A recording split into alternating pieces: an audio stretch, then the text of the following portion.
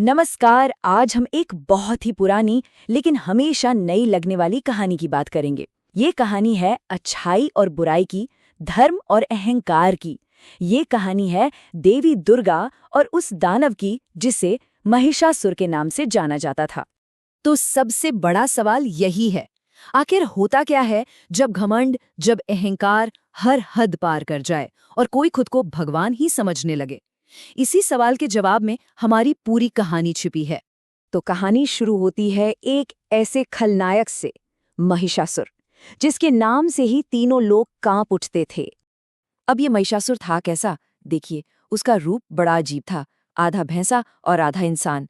लेकिन उसकी असली ताकत उसका शरीर नहीं था। नहीं, असली ताकत आई थी उसकी घनघोर तपस्या से, जो उसने ब्रह्मा जी को खुश करने के लिए की थी। तो जब ब्रह्मा जी उसकी तपस्या से खुश होकर सामने आए, महिषासुर ने बड़ी चालाकी से वरदान मांगा।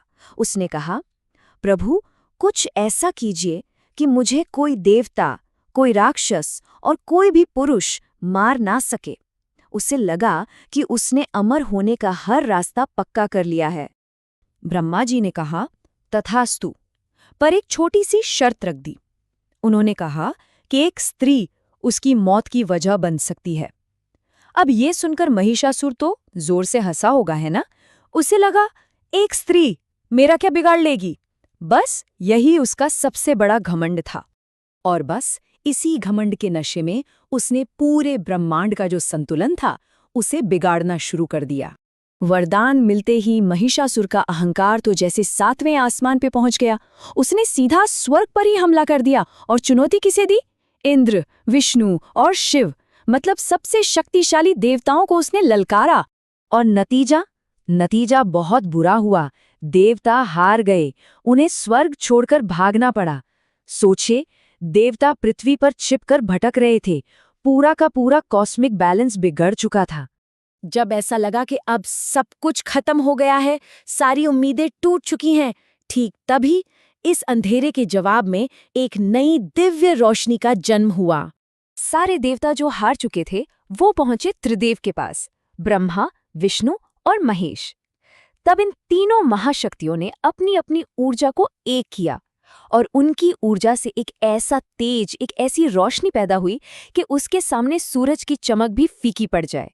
और उसी दिव्य प्रकाश पुंज से देवी दुर्गा का जन्म हुआ। इसके बाद तो सभी देवताओं ने देवी को अपने सबसे खास, सबसे शक्तिशाली हथियार दिए। शिवजी ने अपना त्रिशूल दिया, विष्णु जी ने अपना सुदर्शन चक्र, इंद्र ने अपना वज्र, यहाँ तक कि हिमालय ने भी अपनी सवारी के लिए शेर दिया। मतलब देवी दुर्गा किसी एक की शक्ति नहीं थी, वो तो सभी देवताओं की मिली-जुली शक्ति का एक रूप थी। और यहीं पर कहानी का असली सार छपा है। एक तरफ थी महिषासुर की शक्ति, जो उसके अकेले के अहंकार, उसकी स्वार्थ से पैदा हुई थी, और दूसरी तरफ थी दुर्गा की शक्ति, जो सबकी भलाई के लिए, ब्रह्मांड की जरूरत से पैदा हुई थी। एक शक्ति विनाश करने वाली थी, तो दूसरी धर्म को बचाने वाली। तो अब स्टेज पूरी तरह से सेट था। एक ऐसा महायुद्ध होने वाला था जो ये तय करेगा कि ब्रह्मांड में धर्म बचेगा या अधर्म। देवी दुर्गा अपने शेर पर सवार होकर जब स्वर्ग पहुंची, तो उनकी एक दहाड़ से ही महिषासुर का सिंहासन हिल गया। उन्होंने सीधे सीधे उसे लड़ाई के लिए ललकारा और बस वहीं से शुरू हुआ वो महासंग्राम। अब महिषासुर सीधा सीधा तो लड़ने वाला था नहीं। उसने अपनी माया का इस्तेमाल किया, देवी को कंफ्यूज करने के लिए। वो बार बार अपना रूप बदलने लगा।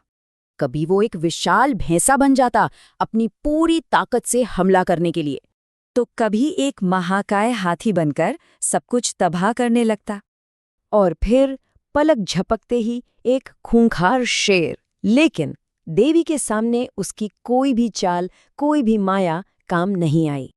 और आखिर में जब महिषासुर ने हार कर फिर से अपने भैंसे का रूप लिया, बस वही मौका था। देवी दुर्गा ने अपना त्रिशूल उठाया और एक ही वार में उसका अंत कर दिया। अधर्म का, अहंकार का अंत हो गया। ये जीत सिर्फ एक राक्षस के अंत की कहानी नहीं थी। इस जीत ने एक ऐसा संदेश दिया जो हमेशा के लिए अमर हो गया। महिषासुर के मरते ही देवताओं को उनका घर, उनका स्वर्ग वापस मिल गया। पूरे ब्रह्मांड में फिर से शांति छा गई।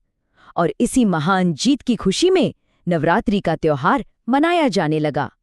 और इसी वजह से देवी दुर्गा का एक नाम महिषासुर मर्दिनी भी पड़ा।